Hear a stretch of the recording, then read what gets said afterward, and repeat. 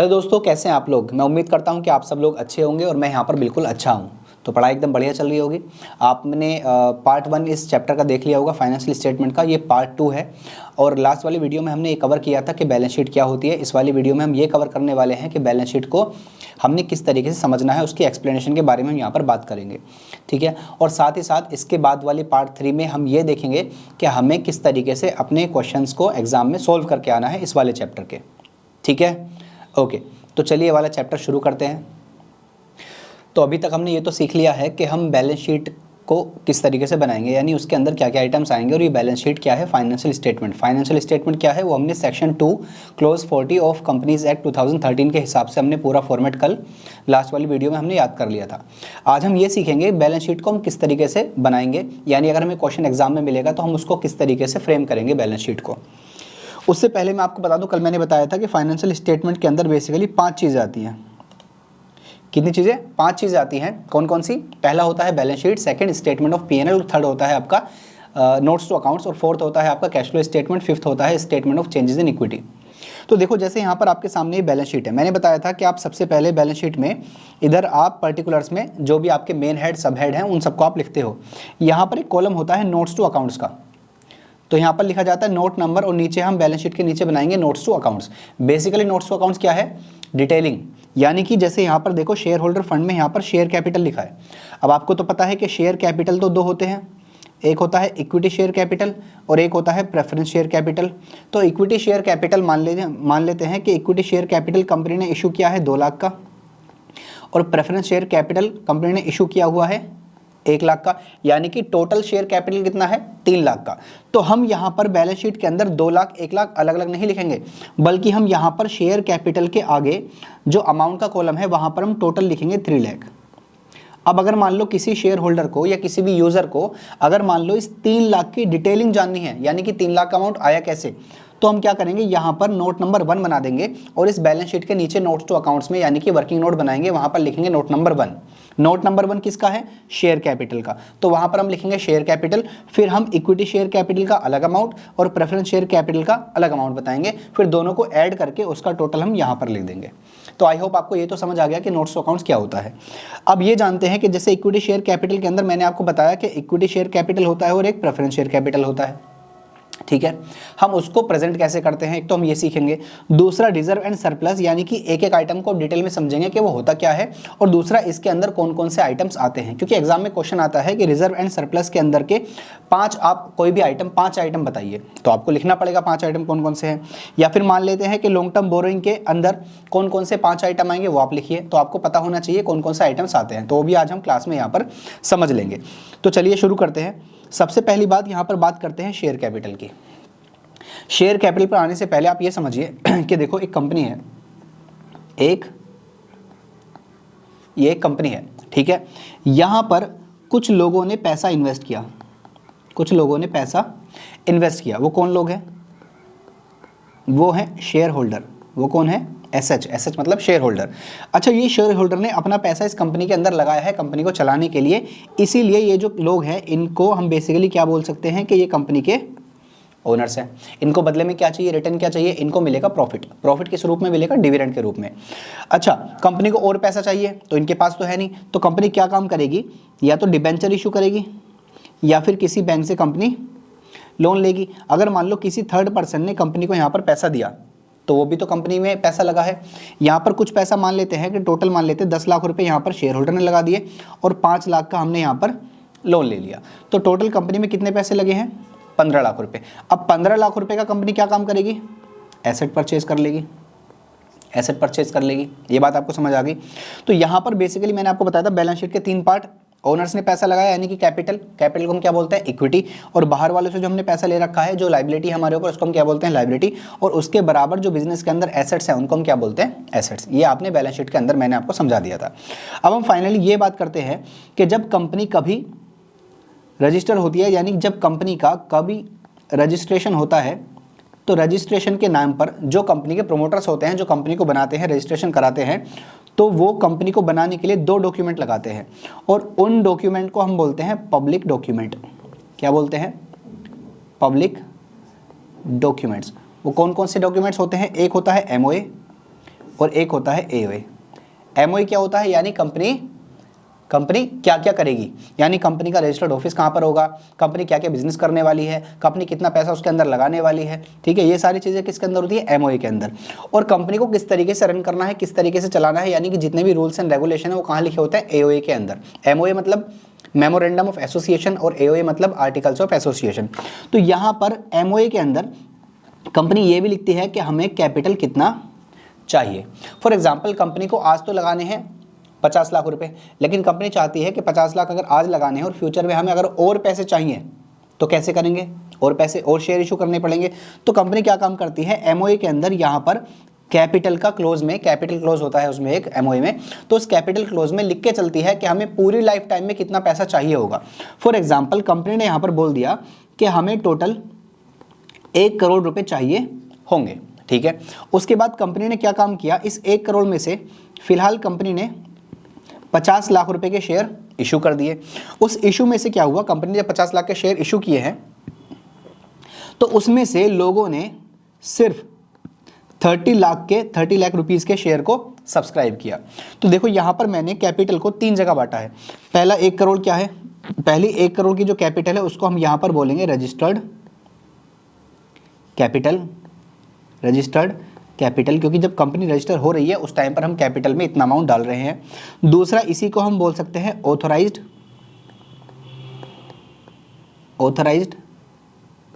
Capital, और इसी का तीसरा नाम होता है नॉमिनल कैपिटल। ठीक है, ओके। अब इस 1 करोड़ में से हमने फिलहाल 50 लाख रुपीस के शेयर को इशू कर दिया, तो ये जो 50 लाख रुपीस की कैपिटल है इसको हम बोलेंगे इशूड कैपिटल। और इसमें से लोगों ने कितने शेयर परचेज किए हैं, सिर्फ 30 लाख रुपीस के। तो जितने के शेयर परचेज कर लिए हैं उसको हम बोलेंगे सब्सक्राइब्ड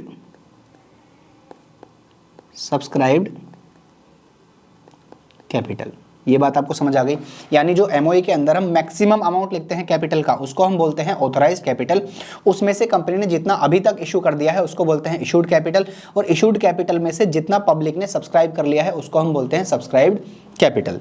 ठीक है, अब देखो यहाँ पर ये तीनों चीज़ें जो मैंने आपको समझाई हैं ये हम नोट्स टू अकाउंट्स में प्रेजेंट करते हैं। कैसे करते हैं वो समझिएगा। तो जैसे मैंने बताया कि यहाँ पर शेयर कैपिटल, और यहाँ पर हम लिखेंगे नोट नंबर 1, और नीचे नोट नंबर 1 में हम आ जाएंगे और यहाँ पर देखो नोट नंबर 1 में ये जो शेयर कैपिटल है इसको हम लिखेंगे। अच्छा, मैंने आपको बताया कि ये ऑथराइज कैपिटल, क्या 3 नाम है इसके, ऑथराइज कैपिटल, नॉमिनल कैपिटल या फिर रजिस्टर्ड कैपिटल। ये क्या होता है, maximum capital that a company can issue for subscription over the life time. पूरी लाइफ टाइम में कंपनी जितने रुपए के शेयर को इशू कर सकती है उसको हम बोलते हैं authorise capital, and it is the maximum capital stated in the memorandum of association. ये बात समझ आ गई। उसके बाद क्या है, इशूड कैपिटल, यानी जितना कंपनी ने इशू कर दिया, पब्लिक ने कितना सब्सक्राइब कर लिया उसको हम बोलते हैं सब्सक्राइब कैपिटल। अब इसको हमें प्रेजेंट कैसे करना है, तो देखिए जरा यहाँ पर आप नोट्स टू अकाउंट्स में आप नंबर 1 लिखेंगे शेयर कैपिटल। सबसे पहले आप लिखेंगे ऑथराइज्ड कैपिटल, उसमें जितने भी कंपनी ने शेयर को ऑथराइज कर रखा है एमओए में उतने लिख देंगे। फॉर एग्जांपल कंपनी ने यहाँ पर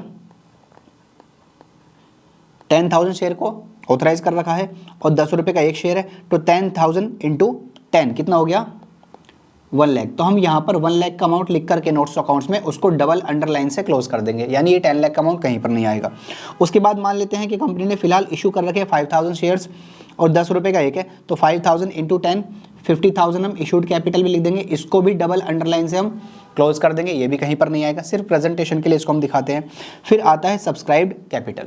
अब देखो सब्सक्राइब कैपिटल के 2 पार्ट होते हैं, एक होता है subscribed and fully paid up और एक होता है subscribed but not fully paid up. Question ये है कि subscribed and fully paid up में क्या आएगा और subscribe but not fully paid up में क्या आएगा। देखो जितना शेयर कंपनी ने मांग लिया है, कॉल कर लिया है और उतना पैसा पूरा का पूरा मिल गया है, तो उसको हम बोलें subscribe and fully paid up.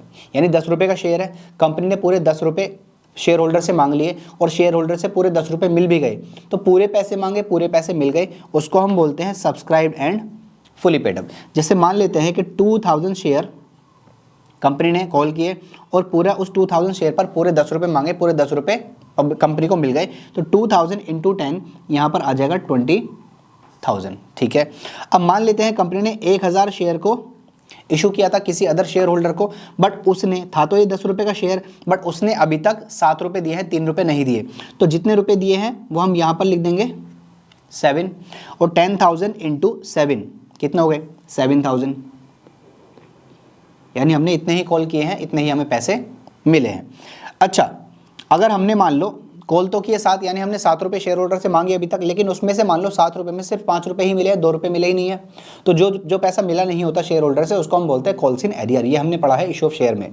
तो जैसे मान लो 1000 शेयर पर 2 रुपये अभी मिले नहीं है, तो 1000 इंटू 2, 2000 नहीं मिले, तो वो अमाउंट होता है कॉल्स इन एरियर, और वो आ जाएगा यहाँ पर 2000। तो 7000 माइनस 2000, तो बाहर कितना आ जाएगा 5000, और ये ऊपर का 20000 एंड ये 5000, ये टोटल हो जाएगा 25000, और इसको हम बैलेंस शीट में ऊपर शेयर कैपिटल में लिख देंगे। आई होप आपको ये वाली बात समझ आ गई। अच्छा, मैंने बताया था SRM share capital, reserve and surplus. Second आता है आपकी बैलेंस शीट में रिजर्व एंड सरप्लस। अब रिजर्व एंड सरप्लस क्या होता है? देखो, कंपनी हर साल पैसा कमाती है, पैसा कमाने के बाद में कुछ पैसा तो डिविडेंड के रूप में शेयर होल्डर को बांट देती है, कुछ पैसा हर साल बचा लेती है। तो जो पैसा बचा लेती है उसको हम बोलते हैं रिजर्व। अब रिजर्व बहुत सारे हो सकते हैं, capital reserve, general reserve, securities premium reserve, debenture redemption reserve, तो बहुत सारी चीज़ें हैं, वो नीचे आपको समझाऊंगा। तो जितने भी रिजर्व होंगे सब आप रिजर्व में लिखेंगे। अब क्वेश्चन ये है कि सरप्लस क्या होता है? तो देखो, सरप्लस कहते हैं प्रॉफिट को, तो हर साल जो आपको प्रॉफिट होगा उसको हम बोलते हैं सरप्लस। तो सरप्लस भी हम इसी के अंदर लिखते हैं। अगर मान लो प्रॉफिट हुआ है तो ऐड कर देंगे, और लॉस हुआ है तो लेस कर देंगे। स्टेटमेंट ऑफ पीएनएल जो होता है वो क्या है? पीएनएल अकाउंट एक तरीके से। तो उसके अंदर जो बैलेंस है, अगर वो क्रेडिट बैलेंस है मतलब प्रॉफिट, अगर वो डेबिट बैलेंस है तो वो लॉस है। तो अगर क्रेडिट बैलेंस है तो ऐड कर लेंगे, और डेबिट बैलेंस है तो लेस कर देंगे। उसके बाद में ध्यान दीजिए, यहाँ पर बैलेंस शीट में मैंने आपको ये शेयर कैपिटल समझा दिया, मैंने आपको रिजर्व एंड सरप्लस समझा दिया। उसके बाद money received against share warrant, ये आपके सिलेबस में नहीं है, इसको आप काट सकते हैं। Share application money pending allotment, ये भी आपके सिलेबस में नहीं है, इसको काट सकते हैं। नॉन करंट लायबिलिटी में सबसे पहले आता है लॉन्ग टर्म बोरिंग। अब कंपनी किसी से बैंक से लोन ले रही है, डिबेंचर इशू कर रही है, पब्लिक डिपॉजिट ले रही है, ये सारी चीज़ें जो ले रही है, अगर ये मोर देन 12 मंथ्स के लिए है तो ये आपका नॉन करंट लायबिलिटी में आएगा, लॉन्ग टर्म बोरिंग में। समझाता हूँ आपको, ध्यान दीजिए इधर। तो लॉन्ग टर्म बोरिंग बेसिकली क्या है? लॉन्ग टर्म बोरिंग यानी वो लायबिलिटीज़, वो बोरिंग जो कंपनी ने डिबेंचर या लोन वगैरह के तरीके से इशू कर रखी है, वो सब हमारे इसमें नॉन करंट लायबिलिटी में आ जाएगा। फिर सेकंड आता है डेफर्ड टैक्स लायबिलिटी, ये भी आपके सिलेबस में नहीं है, इसको भी आप काट सकते हैं। फिर एल डोल, एल हो गया, डी हो गया, फिर आता है आपका oh means other long term liabilities. अच्छा, जो ऊपर नहीं आई बोरिंग्स वो यहाँ पर आ जाएंगी, ऐसी कुछ होती नहीं है, तो ये भी आप काट सकते हैं, ये भी आपके सिलेबस में नहीं है।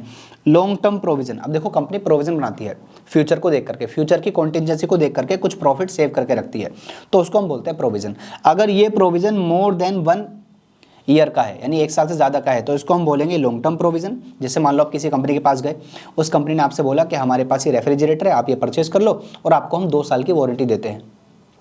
तो आपको 2 साल की वारंटी दी है, यानी कि आप 2 साल तक कभी भी आपका फ्रीजर, कभी भी आपका रेफ्रिजरेटर खराब हो जाएगा तो आप फ्री में सही करा सकते हैं। बट आपको तो फ्री में सही हो रहा है, लेकिन कंपनी का तो एक्सपेंस आ रहा है, खर्चा आ रहा है। तो कंपनी क्या काम करती है, हर साल के प्रॉफिट में से कुछ पैसा सेव कर लेती है एज अ प्रोविजन, कि अगर मान लो 2 साल के अंदर अगर ये कस्टमर आ गया, इसको हमने अगर मशीन, ये जो हमारा फ्रीजर अगर इसको सही करना पड़ा तो खर्चा आएगा, तो वो खर्चा कहाँ से लेंगे? इस वाले प्रोविजन से।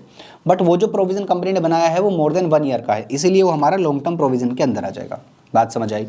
उसके बाद आती है करंट लायबिलिटी। तो करंट लायबिलिटी के अंदर सबसे पहले आता है शॉर्ट टर्म बोरिंग, मतलब वो अगर लॉन्ग टर्म बोरिंग, डिबेंचर है, लोन है, अगर वो मोर देन 1 ईयर का है तो ऊपर आएगा। बट अगर वो लेस देन 1 ईयर का है, यानी 7 महीने का कोई लोन है, 8 महीने का कोई लोन है, यानी 12 मंथ से कम का लोन है, तो वो हमारा शॉर्ट टर्म बोरिंग के अंदर आ जाएगा। उसके बाद बात करते हैं ट्रेड पेबल्स। तो देखो ट्रेड पेबल्स के अंदर 2 ही चीज़ें आती हैं, हमेशा ध्यान रखना। एक तो आता है क्रेडिटर और दूसरा आता है बिल्स पेबल, ये तो आप पहले से जानते हैं, ठीक है। फिर अदर करंट लायबिलिटी, फिर जो ऐसी लायबिलिटी है जो विद इन 12 मंथ्स आपको पे करनी है। जैसे मान लो आपको सैलरी पे करनी थी, आपने पे नहीं की, तो आउटस्टैंडिंग सैलरी। आपको रेंट पे करना था, आपने रेंट नहीं पे किया, आउटस्टैंडिंग रेंट। आपको जीएसटी का अमाउंट पे करना था, वो आपने पे नहीं किया, आउटस्टैंडिंग जीएसटी या फिर जीएसटी पेबल। तो ये सारे खर्चे हमारे जो लायबिलिटी है वो हमारी अदर करंट लायबिलिटी में आ जाती हैं। उसके बाद शॉर्ट टर्म प्रोविजन, जैसे प्रोविजन फॉर डाउटफुल डेट, ठीक है, प्रोविजन फॉर वारंटी, अगर ये 12 मंथ से कम की हैं तो ये सारी प्रोविजन हमारे शॉर्ट टर्म प्रोविजन में आ जाएंगे। अब बात करते हैं एसेट्स की। तो एसेट्स में आता है नॉन करंट एसेट। उसमें सबसे पहला क्या है? Fixed asset. मैंने इसका नाम बदलवाया था, मैंने बोला था इसको property, plant and equipment and intangible asset बोलते हैं। तो कोई भी ऐसी एसेट जिसका बेनिफिट आपको मोर देन 1 ईयर मिलेगा उसको हम बोलते हैं नॉन करंट एसेट। तो वहाँ पर सबसे पहले आपके सामने इंटेंजिबल एसेट। टेंजिबल एसेट कौन सी होती है? जिसको आप देख सकते हो, छू सकते हो, फील कर सकते हो, जैसे बिल्डिंग, लैंड, ये सारी क्या है? मशीनरी, ये सब टेंजिबल एसेट है। इंटेंजिबल एसेट क्या होती है? सर जैसे मैंने वेबसाइट बनवा ली, मैंने कोई एप्लीकेशन बनवा ली, मैंने कोई लाइसेंस ले लिया, मैंने कोई ट्रेडमार्क ले लिया, मैंने कोई पेटेंट करा लिया, ये सब क्या है, इंटेंजिबल एसेट, जिसको आप छू नहीं सकते, फील नहीं कर सकते, बट आपको बेनिफिट मिलेगा मोर देन 1 ईयर में। अब यहाँ पर 2 पार्ट हो रहे हैं, एक है कैपिटल वर्क इन प्रोग्रेस, एक है इंटेंजिबल एसेट अंडर डेवलपमेंट। देखो अगर टेंजिबल एसेट में काम चल रहा है, कंस्ट्रक्शन चल रहा है, तो उसको हम बोलेंगे capital work in progress. For example building अभी बन रही है, बन के तैयार नहीं हुई है पूरी तरीके से, तो उसको आप टेंजिबल एसेट नहीं बोलोगे, उसको आप कैपिटल वर्क इन प्रोग्रेस बोलोगे। वैसे ही अगर आपकी कोई इंटेंजिबल एसेट है, उसमें काम चल रहा है, फॉर एग्जाम्पल वेबसाइट डिजाइन चल रही है, अभी वो हो रही है, अभी हुई नहीं है, तो वो आ जाएगा हमारा इंटेंजिबल एसेट अंडर डेवलपमेंट में। उसके बाद में आता है नॉन करंट इन्वेस्टमेंट। आपने किसी अदर कंपनी में, किसी पार्टनरशिप फर्म में अगर इन्वेस्टमेंट कर रखा है, प्रॉपर्टी में इन्वेस्टमेंट कर रखा है, और वो इन्वेस्टमेंट आपकी मोर देन 1 ईयर की है, यानी कि लॉन्ग टर्म इन्वेस्टमेंट है, तो वो आपका नॉन करंट इन्वेस्टमेंट में आ जाएगा। उसके बाद में डेफर्ड टैक्स एसेट, इसको काट दो। उसके बाद में long term loans and advances, अगर आपने किसी को लोन दे रखा है, देखो एक होता है लोन लेना, एक होता है लोन देना। लोन लेते हैं तो लाइबिलिटी है, लोन देते हैं तो हमारी एसेट है। तो अगर आपने किसी को लोन दे रखा है, एडवांसेस दे रखे हैं, जैसे कभी कभी होता है ना, दुकान चला रहे हो, ईद आने वाली है, दिवाली आने वाली है, तो दिवाली के टाइम पर ज़्यादा मिठाइयाँ बनेगी, तो एक हलवाई क्या करेगा, पहले से ही किसी क्रेडिटर को, किसी सप्लायर को पहले से ही एडवांस पेमेंट कर देगा। बट वो एडवांस पेमेंट अगर आपने मोर देन 1 ईयर का कर रखा है, तो वो आ जाएगा आपका long term loans and advances में। उसके बाद ऊपर जो नहीं आता वो आपका अदर नॉन करंट एसेट में आ जाएगा। फिर बचा है आपके पास में करंट एसेट। अब करंट एसेट में सबसे पहले आता है करंट इन्वेस्टमेंट, यानी कि अगर आपने किसी कंपनी में, किसी पार्टनरशिप फर्म में, किसी बिल्डिंग में या कहीं भी आपने अगर इन्वेस्टमेंट कर रखी है और वो इन्वेस्टमेंट आपकी शॉर्ट टर्म है, यानी विद इन 12 मंथ्स की है, तो आपका होगा करंट इन्वेस्टमेंट और वो इसमें आ जाएगी। उसके बाद इन्वेंट्रीज क्या होती है आप जानते हैं, जो आपका स्टॉक होता है, जो आपका रॉ मटेरियल है, जो फिनिश्ड गुड्स है, जो वर्क इन प्रोग्रेस है, जो लूज टूल्स वगैरह हैं, ये आपके इन्वेंट्री में आते हैं। इसमें हम टोटल करके ऐड कर लेंगे, बैलेंस शीट में लिख देंगे। और ट्रेड रिसीवेबल में वापस से बोलता हूँ 2 ही चीज़ें आएंगी, एक तो आएगा बिल रिसीवेबल और दूसरा आएगा आपका डेटर्स, याद रखना ये चीज़, ठीक है। उसके बाद में होता है कैश एंड कैश इक्विवेलेंट। अब देखो कैश और कैश इक्विवेलेंट, यानी वो जो आपके पास में कैश है और दूसरा जो कैश के इक्वल है। जैसे कि आपके पास में कैश इन हैंड, तो वो कैश है। कैश एट बैंक, वो आपके पास में कैश तो नहीं है बट बैंक में तो जमा है, आप निकाल तो सकते हो, तो वो भी इसके अंदर आ जाएगा, ठीक है। आपके पास में चेक है तो वो भी इसके अंदर आ जाएगा, ठीक है। एंड इसके बाद में आता है short term loans and advances. आपने लोन दे रखे हैं, एडवांसेस दे रखे हैं, वो आपकी एसेट है, बट अगर वो आपको वापस हो जाएंगे विद इन 12 मंथ्स, तो वो आपकी क्या है, short term loans and advances है। अदर करंट एसेट जो ऊपर नहीं आएंगे वो यहाँ पर आ जाएंगे। जैसे फॉर एग्जाम्पल आपको कोई इनकम हो गई है बट आपको उसके पैसे अभी तक मिले नहीं है, मिल के बाकी हैं। फॉर एग्जांपल आपको कमीशन मिलना था, मिला नहीं है, तो उसको आप क्या बोलते हो, उसको आप बोलते हो commission is to be received, यानी कमीशन रिसीवेबल, ठीक है। तो आपका आ जाएगा अदर करंट एसेट में। अब फाइनली यहाँ पर कुछ चीज़ें ऐसी हैं जो बैलेंस शीट के अंदर नहीं आती बल्कि हम नोट्स टू अकाउंट्स के अंदर लिखते हैं। तो वो कौन कौन सी हैं, उसमें एक होता है आपका कॉन्टिंजेंट लायबिलिटी और एक इसके नीचे होता है कमिटमेंट। सबसे पहले समझते हैं कॉन्टिंजेंट लायबिलिटी को। अब देखो ये एक्चुअल में लायबिलिटी नहीं है, एक्चुअल में लायबिलिटी नहीं है, ये डिपेंड करती है फ्यूचर की कॉन्टिंजेंसी पर कि अगर ऐसा कुछ होता है तो हमारी लायबिलिटी अराइज होगी। अब ये क्योंकि एक्चुअल में लायबिलिटी नहीं है तो इसको हम बैलेंस शीट के अंदर नहीं लिखते बल्कि हम नोट्स टू अकाउंट के अंदर बस डिस्क्लोज कर देते हैं ताकि कोई अगर बैलेंस शीट पढ़े तो उसको इसके बारे में पता चल जाए। अभी कौन कौन सी हो सकती हैं, जैसे मान लो claims against the company not acknowledges debt. अब इसका मतलब क्या हुआ, फॉर एग्जाम्पल मैं एक कंपनी चला रहा हूँ और मेरी कंपनी पर किसी ने केस कर दिया और वो केस कोर्ट में चल रहा है 1 लाख रुपए का। अब अगर मैं केस को हार जाता हूँ तो तब मेरी एक्चुअल में लायबिलिटी बनेगी, ठीक है, और अगर मैं जीतता हूँ तो मेरी लायबिलिटी नहीं बनेगी। तो ये मेरी लायबिलिटी बनेगी या फिर नहीं बनेगी फ्यूचर के किसी कॉन्टिंजेंसी पर ही डिपेंड करता है। अगर मैं जीत जाऊँगा तो मेरी लायबिलिटी नहीं बनेगी, ठीक है। तो डिपेंड करता है कि लायबिलिटी कब अराइज होगी, जब फ्यूचर में कोई कॉन्टिंजेंसी होगी, इसीलिए इसको कहते हैं कॉन्टिंजेंट लायबिलिटी। तो हम अपने शेयर होल्डर को बताने के लिए बैलेंस शीट के अंदर तो नहीं लिखेंगे लेकिन नोट्स टू अकाउंट के अंदर लिख देंगे कि किसी पर्सन ने हमारी कंपनी के ऊपर केस किया हुआ है और अगर हम हारे तो हमें इतना अमाउंट देना पड़ सकता है। Next, bill receivable discounted from bank not yet due for payment, ये भी आपका क्या है, contingent liability. Third, propose dividend. और इसके बाद में D, other money for which the company is contingent liability. अगर क्वेश्चन के अंदर ऐसा स्पेसिफिक गिवन है कि हमने कोई, हमारे ऊपर कोई ऐसी लायबिलिटी है जो फ्यूचर में किसी कॉन्टिंजेंसी पर डिपेंड करने वाली है तो उसको भी हम क्या बोलेंगे, कॉन्टिंजेंट लायबिलिटी, ठीक है। अब आता है यहाँ पर कमिटमेंट। कमिटमेंट को भी हम बैलेंस शीट के अंदर तो नहीं शो करते लेकिन नोट्स टू अकाउंट में शो करते हैं। कमिटमेंट क्या है, कंपनी कह रही है कि हम ये काम करेंगे। फॉर एग्जाम्पल कंपनी ने एक प्रोजेक्ट ले रखा है, अब प्रोजेक्ट कंप्लीट किया नहीं है, मान लो प्रोजेक्ट कंप्लीट होगा 2 साल के अंदर, अभी तो नहीं हुआ बट कंपनी ने एडवांस में कुछ पैसे ले रखे हैं, तो लायबिलिटी भी नहीं एक तरीके से, क्योंकि पैसे वापस तो करने हैं नहीं बल्कि हमें काम करके देना है। तो वो जो हमें काम करके देना है वही कमिटमेंट है। तो यहाँ पर जैसे estimated amounts of contract remaining to be executed on capital account and provided for example आपने 50 लाख रुपए लिए प्रोजेक्ट के, उसमें से आपने 3 लाख का काम कर दिया, वो तो आपकी इनकम होगी। बचे हुए जो 20 लाख रुपए आपने एडवांस में ले रखे हैं बट अभी तक काम आपने किया नहीं है, तो वो तब तक के लिए क्या है, जब तक वो आपका रियलाइज नहीं होगा प्रॉफिट, तब तक के लिए वो क्या है, कमिटमेंट है। Third, uncalled liability on shares and other investment partly paid. इसका मतलब क्या है, फॉर एग्जांपल हमने कंपनी ने किसी अदर कंपनी के 10 रुपये का शेयर परचेज किया हुआ है, उसमें से कंपनी ने 8 रुपये तो हमसे मांग लिए हैं, 2 रुपये मांगने बाकी है, तो वो जो 2 रुपये कंपनी मांगने बाकी है ना, जो हम पे करने वाले हैं, उसको हम बोल रहे हैं यहाँ पर कमिटमेंट। यानी कि जब भी आप कंपनी हमसे 2 रुपये मांगोगे तो हम आपको 2 रुपये आपके शेयर के दे देंगे, ठीक है, तो वो भी क्या है, कमिटमेंट। इसको हम बैलेंस शीट के अंदर शो नहीं करेंगे, लेकिन अपनी balance sheet notes to accounts के अंदर हम इसको दिखाएंगे। इसके अलावा कोई अदर कमिटमेंट भी हो सकता है। यहाँ तक आई होप आपको बात समझ आ गई है, ठीक है। अब क्वेश्चन ये आता है कि भाई बैलेंस शीट के अंदर इतने सारे आइटम हैं, उनके अंदर क्या क्या आइटम आते हैं, और एग्जाम में तो उस पर ही क्वेश्चन आते हैं। तो उसके लिए मैंने यहाँ पर देखो एक पूरी लिस्ट बनाई हुई है, एक पूरी टेबल बनाई हुई है, जहाँ पर सारी चीज़ें इन डिटेल हैं।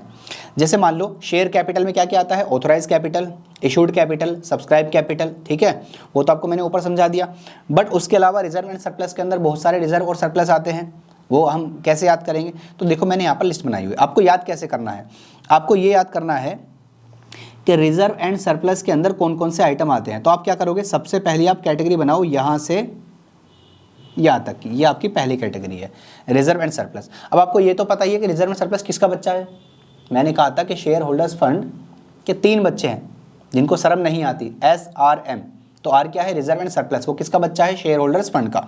तो मेन हेड क्या हो गया, शेयर होल्डर्स फंड, सब हेड क्या हो गया, रिजर्व एंड सरप्लस, और इसके अंदर के आइटम कौन कौन से हो गए, ये, ठीक है, क्लियर। तो ये सारे आइटम कहाँ पर आएंगे, रिजर्व एंड सरप्लस में। तो आपको ये सारे आइटम के नाम याद करने हैं कि ये सब किसके अंदर आते हैं, रिजर्व एंड सरप्लस के अंदर आते हैं। देखो अगर आपको उसका सब हेड याद आ गया तो आपको मेन हेड तो आपको पता ही है, आप ट्रिक से भी याद कर लोगे।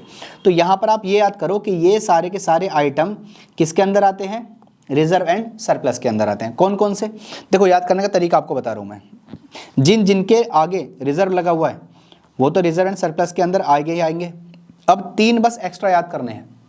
एक तो स्टेटमेंट ऑफ P&L, अगर क्रेडिट है तो प्रॉफिट है, डेबिट है तो लॉस है, ये भी आपको याद हो गया। अब 2 और याद करने हैं, एक है शेयर ऑप्शन आउटस्टैंडिंग अकाउंट और दूसरा है सिंकिंग फंड। ये भी किसके अंदर आते हैं, रिजर्व एंड सरप्लस के अंदर आते हैं, हो गए याद। जिसके नाम के आगे क्या है, रिजर्व लगा हुआ है, वो आएंगे। 3 और आएंगे, पहला share option outstanding account, statement of P&L, credit है तो ऐड होगा, डेबिट है तो लेस होगा, और सिंकिंग फंड, याद हो गया। उसके बाद क्या था, share money received against share warrant, उसको काट दो, सिलेबस में नहीं है। Share application money pending allotment, उसको भी काट दो, सिलेबस में नहीं है। उसके बाद क्या था, याद करो, नॉन करंट लायबिलिटी, उसमें पहला क्या था, लॉन्ग टर्म बोरिंग। तो देखो आपको दूसरी कैटेगरी बनानी है यहाँ पर लॉन्ग टर्म बोरोइंग की। तो आपको याद करना है कि ये वाले सारे के सारे आइटम कहाँ पर आएंगे, लॉन्ग टर्म बोरिंग में आएंगे। और लॉन्ग टर्म बोरिंग किसका सब हेड होता है, नॉन करंट लायबिलिटी का, याद रखिए। अब कौन कौन चीज़ आती हैं, देखो पहला एक तो आएगा बॉन्ड्स, डिबेंचर्स। अब बॉन्ड्स और डिबेंचर्स क्या है, उसके लिए मैंने ऑलरेडी वीडियो अपलोड की हुई है, इशू ऑफ डिबेंचर की, वहाँ पर आप जाकर समझ सकते हो। उसके बाद premium payable on redemption of debenture, long term loans, company ने जो लोन ले रखे हैं, FD जो दूसरे लोगों ने कंपनी में कराई हुई है, PD public deposit, other loans and advances और मॉर्गेज लोन, ये सारी चीज़ें कहाँ पर आएंगी, आपकी लॉन्ग टर्म बोरिंग में। उसके बाद डेफर्ड टैक्स लायबिलिटी मैंने कटवा दिया था। उसके बाद क्या था, अदर लॉन्ग टर्म लायबिलिटी, उसको भी कटवा दिया था। फिर आता है लॉन्ग टर्म प्रोविजन, इसके अंदर 2 ही चीज़ें आपको याद करनी है, provision for employ benefit and provision for warranty. उसके बाद में करंट लायबिलिटी में क्या है, शॉर्ट टर्म बोरिंग, तो एक हेड आप इसका बना लीजिए, bank overdraft, cash credit, loan from other parties within 12 months वाले, deposits, other loans and advances, ये सब किसके अंदर आते हैं, शॉर्ट टर्म बोरोइंग के अंदर। उसके बाद ट्रेड पेबल के अंदर मैंने 2 ही चीज़ें बताई हैं, एक तो क्रेडिटर और एक बिल्स पेबल, ऊपर समझाया मैंने अभी। उसके बाद आता है अदर करंट लायबिलिटी। कुछ याद करो या मत करो, ये तो ज़रूर ही याद कर लेना कि ये सारे के सारे आइटम किसके अंदर आएंगे, अदर करंट लायबिलिटी के अंदर आएंगे। कौन कौन से, current maturity of long term debt, यानी डिबेंचर का पैसा आपको वापस करना होता है। तो मान लो डिबेंचर का पैसा हमें इस साल में वापस करना है, तो इस साल में जितना अमाउंट हमने डिबेंचर का वापस करना है उसको हम बोलेंगे current maturity of long term debt. For example हमने 5 साल पहले 5 लाख का लोन लिया था और वो हमें इस साल के एंड में पे करना है, तो इस साल में तो पे करना है ना। अब वो लॉन्ग टर्म लोन नहीं रहा आपका, वो शॉर्ट टर्म लोन बन गया, तो उसको शॉर्ट टर्म बोरिंग में नहीं लिखेंगे, बल्कि उसको हम अदर करंट लायबिलिटी में यहाँ पर current maturity of long term debt में लिख देंगे। उसके बाद जो भी हमें इंटरेस्ट पे करना है वो इंटरेस्ट यहाँ पर आ जाएंगे। कोई भी इनकम रिसीव्ड इन एडवांस है, हमने किससे इनकम ले ली है तो अभी तक काम किया नहीं है या सर्विस प्रोवाइड नहीं की या गुड्स नहीं बेचे, तो हो सकता है या तो हमें गुड्स बेचने पड़े या फिर हमें पैसा वापस करना पड़े, तो भी यहाँ पर हमारा अदर करंट लायबिलिटी में आ जाएगा। अनपेड डिविडेंड, हमें डिविडेंड हमने पे नहीं किया शेयर होल्डर को अभी, वो भी यहीं पर आ जाएगा। Outstanding expenses, calls in advance, interest on calls in advance, unclaim dividend, provident fund payable, GST payable. तो ये सारे आइटम जरूर याद करने हैं, किसके अंदर आएंगे, अदर करंट लायबिलिटी के अंदर आएंगे। उसके बाद शॉर्ट टर्म प्रोविजन, ये देखो ये शॉर्ट टर्म प्रोविजन है, provision for doubtful debt, provision for employ benefit, provision for tax and provision for expenses and propose dividend and provision for discount on debtors. ठीक है, वेरी गुड। इसके बाद में अब आता है आपका एसेट वाला पार्ट। तो एसेट में पहला पार्ट क्या था, प्रॉपर्टी प्लांट एंड इक्विपमेंट। इसके अंदर देखो ये सारी चीज़ आपको पता है, land, building, furniture, fixture, vehicles, ये सब किसके पार्ट हैं, फिक्स्ड एसेट। फिर आता है आपका intangible asset, goodwill, brands, trademark, computer software, mining rights, mastheads, publishing titles, copyrights, patents, ये सब आपको पता है, ये क्या है, इंटेंजिबल एसेट। अगर मैंने आपको बताया था कि बिल्डिंग प्लांट वगैरह में कंस्ट्रक्शन चल रहा है तो वो क्या है, कैपिटल वर्क इन प्रोग्रेस। और अगर इंटेंजिबल एसेट में काम चल रहा है, कंस्ट्रक्शन चालू है, तो उसको हम बोलेंगे इंटेंजिबल एसेट अंडर डेवलपमेंट। उसके बाद नॉन करंट इन्वेस्टमेंट में क्या क्या आता है, अगर आपने ट्रेड इन्वेस्टमेंट किया हुआ है प्रॉपर्टी में, शेयर में, प्रेफरेंस शेयर में, डिवेंचर में, म्यूचुअल फंड में, पार्टनरशिप फंड में या गवर्नमेंट सिक्योरिटीज़ में, तो ये सब किस में आएंगे, नॉन करंट इन्वेस्टमेंट में। क्लियर है, बट ये कब आएंगे, जब ये मोर देन 12 मंथ्स के लिए होंगे तब इसमें आएंगे। उसके बाद में long term loans and advances में क्या क्या आइटम आएंगे हमारे, capital advances, security deposit, long term loans to employees, long term advances to suppliers. फिर अदर नॉन करंट एसेट में ये items, long term trade receivable, insurance claim receivable, debts due by director, director ने हमसे पैसे ले रखे हैं company से, वो। अगर हमने इन्वेस्टमेंट 12 मंथ्स के अंदर वाली कर रखी है तो उसको हम बोलेंगे करंट इन्वेस्टमेंट, उसके अंदर वही वाली इन्वेस्टमेंट जो ऊपर हमने पढ़ी है, अगर वो 12 मंथ से ज़्यादा की हैं तो नॉन करंट इन्वेस्टमेंट, और अगर वो 12 मंथ्स के अंदर की हैं तो करंट इन्वेस्टमेंट। ओके फिर इन्वेंट्री जरूर याद कर लेना, ये भी मोस्ट इंपॉर्टेंट पार्ट है। इसके अंदर क्या क्या आता है, raw material, work in progress, finish goods, stock in trade, stores and spares, loose tools and goods in transit. याद रखना ये सारी चीज़ें यहाँ पर आएंगी। इसके बाद ट्रेड रिसीवेबल आपको मैंने बताया दो ही चीज़ें आती हैं, डेटर और बिल रिसीवेबल। और कैश एंड कैश इक्विवेलेंट में आपके balance in bank, cheques, drafts, cash in and ये सब।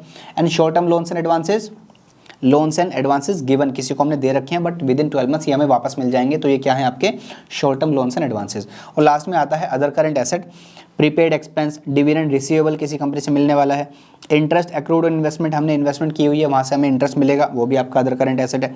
और एडवांस टैक्स हमने पे कर दिया है इनकम टैक्स कंपनी के लिए, तो वो भी हमारा यहाँ पर अदर करंट एसेट में आ जाएगा। तो ये सारे आइटम की लिस्ट मैंने आपको समझा दी है। आपको क्या करना है, इस सारे आइटम के इस जो भी आपके सब हेड मैंने बताए हैं उन सब के अंदर जो जो आइटम्स आएंगे उनको आपको याद कर लेना है। एग्जाम में इसी पर क्वेश्चन बनते हैं। जैसे मान लो एग्जाम में क्वेश्चन आ जाएगा कि लूज टूल्स का मेन हेड और सब हेड बताइए, तो आपको याद होना चाहिए कि सब हेड क्या है, इन्वेंट्री। अब याद करो इन्वेंट्री किसमें पढ़ा था हमने, इन्वेंट्री हमने पढ़ा था करंट एसेट में, तो उसका मेन हेड क्या हो गया, करंट एसेट। वैसे ही मान लो एग्जाम में आ जाएगा कि बताइए कैपिटल एडवांसेस किसका पार्ट है, तो आपको याद आना चाहिए कैपिटल एडवांसेस के लिए हमने क्या पढ़ा था, long term loans and advances, और उसका मेन हेड क्या है, नॉन करंट एसेट। अब मान लीजिए यहाँ पर बिल्डिंग लिखा हुआ आ गया, बिल्डिंग लिखा हुआ आ गया, तो याद करो बिल्डिंग क्या होती है भाई, बिल्डिंग होती है हमारी फिक्स्ड एसेट यानी टेंजिबल एसेट, तो उसमें आ जाएगा। फिर उसका मेन हेड क्या है, नॉन करंट एसेट। तो ऐसे एग्जाम में क्वेश्चन आते हैं, तो ये पूरी लिस्ट अगर आप एक बार में याद कर लेंगे तो ईजी हो जाएगा, एग्जाम में इस पर क्वेश्चन भर भर के आते हैं। ठीक है, तो इस वीडियो में इतना ही, और इसके बाद नेक्स्ट वाली वीडियो में हम इस चैप्टर के क्वेश्चंस को भी सोल्व करेंगे। जो भी आपके बोर्ड के क्वेश्चंस बोर्ड में आते हैं उन क्वेश्चंस को हम यहाँ पर सोल्व करेंगे, ताकि हमें ये पता चल जाए कि हमें बोर्ड में किस तरीके से आंसर करके आना है। ठीक है, तो आपको मिलता हूँ नई वाली वीडियो में, अगली वीडियो में। तब तक के लिए जय हिंद, जय भारत।